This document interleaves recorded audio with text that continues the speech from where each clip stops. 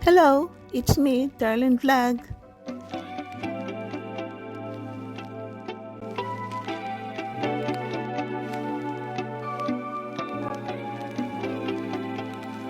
Hello mga katandims, ka-Jomcar, Kalingap. Shoutout po sa inyo lahat. Shoutout at Kuya Val, Ate Edna, Kalingap Rab. Siyempre sa inyong mga supporters, mga manunood, mga charity vlogger, kasama ko sa Karipa, Karaba. Shoutout po sa inyo lahat. At sa lahat ng sumusuporta ng Team Kalingap at sa nanonood ng aking vlog. So, yan ha. Kita natin yung latest vlog ni Jomar, yung yung binalikan niya na namang babalot. At yun na, binalikan niya dahil mayroon namang bibigyan ng tulong galing sa JC International, team ni Norfina. Then, natanong siya ni Jomar kung kumusta yung puhunan niya dati at ang sagot niya is nalugi, no? Nalugi daw. So, bakit ba nalulugi ang ating kapital, no? Bakit nalulugi? Minsan, hindi, yung, ang iba nawala, no? Naiwan, ganyan. Pero, pag negosyante ka, tapos, kadalasan nalulugi ang negosyo, example, no? Kunti ang nabenta mo. So, kunti ang gain mo. So, yung benta mo, dyan mo rin kinukuha yung pang-araw-araw mo. Bigas, asin, toyo, ulam. Tapos, yan, no, nagagamit. Kasi minsan ang gain mo sa Tagalog, ginansya. Ano ba sa Bisaya? Ginansya sa Tagalog. Ano ba yan? Puhunan. Tapos, i-comment nyo nga mga ka-Jomcar, di ba? Puhunan. Tapos, yung gain sa English, gain. No? Yan. So, minsan ang sikreto mo dyan, example may puhunan ka, 50. Pag nakuha mo na yung puhunan 50, itabi mo, wag mo na gamitin.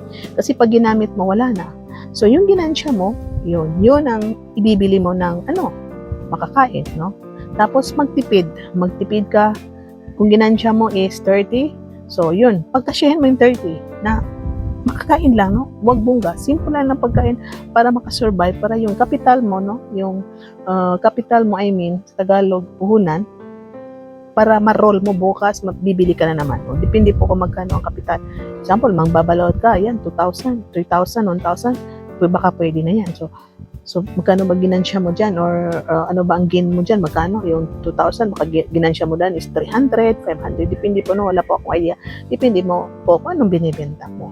So yan ang dahilan minsan, nalulugi. So ito ang beneficiary ni Jomar, nalugi daw yung una niyang puhunan, no? So, yung nga sabi ni Jomar na nanay, ingatan mo na kasi may nagbigay naman ulit ng puhunan. At yun nga, binigyan sila ng grocery, bigas. So sana sa mga beneficiary na mga ganyan, bigyan natin ng halaga, no? Halaga yung tinulong natin. Kasi wag natin isipin minsan na, ay baka next month, bibisita ulit yung nagla-vlog sa akin. Total, binibigyan naman ako, di ba po? Kasi hindi po forever yung charity vlogger na babalik sa'yo. May charity vlogger na babalikan at babalikan ka. May iba na isa, dalawang bisis lang, hindi na babalik. Depende po yan sa programa. Depende po anong sitwasyon ng pag-vlog sa'yo. O yan po. So yan na po, supportan po natin ang vlog ni Jomar. Panoorin po ninyo.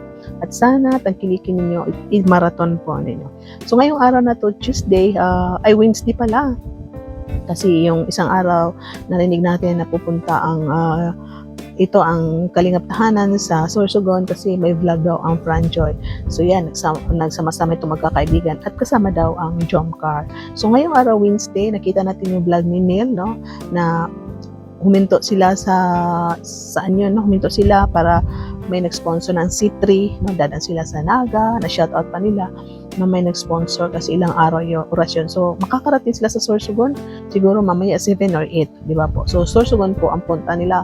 So, mangyayari kasi dadaan ka ng Naga, so dadaan ka ng Pili, Nabwa, pagkatapos yan, no, dadaan ka ng sa Albay. So, Sorsogon na, part na, siyempre, Legazpi, yan, Sorsogon. Kasi kung dito ka sa Visayas, mauna mong madadaanan ang Sorsogon pag baba mo ng Matnog. So yan, pagkatapos na yung Albay, no, Legazpi din yan, Sorsogon. So marami daw tanawin dito sa Sorsogon, maraming papasyalan. So ito ang sabi nila na marami daw tayong abangan dito sa vlog ng Jomcar. So sa atin po, yan, manood na lang po tayo, abangan po natin. Abangan natin itong sabi nila na vlog, no, yung Franjoy, panoorin po natin. Supportahan din po natin kasi kalingap yan. Siyempre, Jomcar. So, isa rin idagdag ko na maraming nababasa ng mga issue at kung ano dyan, minsan may natatanggap din ng mga messages. Ako po, sa panahon na ito is go with the flow. siyempre, support pa rin ako sa Jomcar. Mahal ko silang dalawa. Andito lang tayo, siyempre ang kasamahan natin. Sana wag mag-away-away, wag mag-away-away.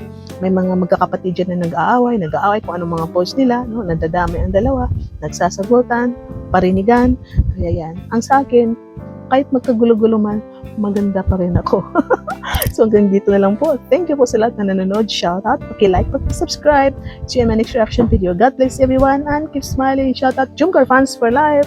Solid Jomcar supporter. Shout out po sa inyo lahat. Siyempre, shout out po rin ang Team Calvario, Team Jacqueline, Tenor Fina, DC International, shout out. Siyempre, ang Jomcar fans for life. DC 23 Solid Group, siyempre. Shout out po rin ito si Ma'am Lynn Sabado. O Ma'am Lynn Sabado kasi sila nung pagpunta natin sa diet, sinuportahan din tayo. Si Glo, shout out sa inyo lahat. At sa iba pa na sumusuporta sa Jomcar. At sa ibang team, no? Maraming team po dyan. Shout out po sa inyo lahat. Hindi ko kayo maisa-isa dahil marami po kayo. Bye-bye. God bless you everyone. Mama.